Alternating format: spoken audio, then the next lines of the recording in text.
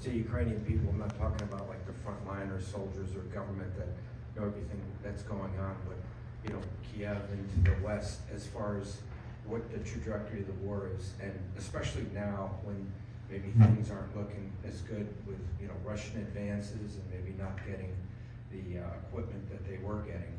And if there is, are you able to sense that, and can you comment on that? I actually think attitudes vary quite a lot depending on which region of the country you live in, and if you've had to flee the east to the west, or you've got a son who's about to turn 18 or about to turn 26. I would say, if I had to generalize very broadly the entire country, I would say the mood is, you know, people are tired, yet they remain determined. Now, some people are just more on the tired side. There are others who I think their attitudes have hardened, and they're much more on the determined side of that. But I think everybody who I know personally, this is obviously not scientific, it's very anecdotal, but everybody is exhausted.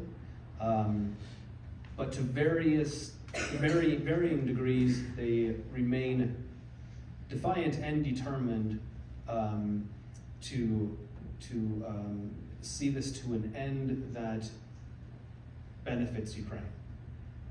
You know, I will say that and polls also indicate this, that people are starting to think about, you know, the balance between continuing and the losses that are sure to come with continuing the fight, and weighing that against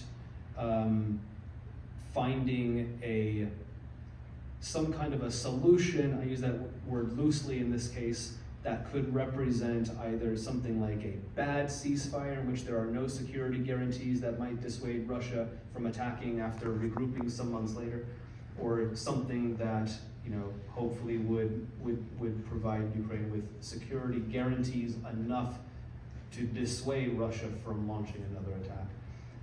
But polls, you know, show that people are softening their positions on what Ukraine might, or Zelensky, what they want their president to consider in negotiations.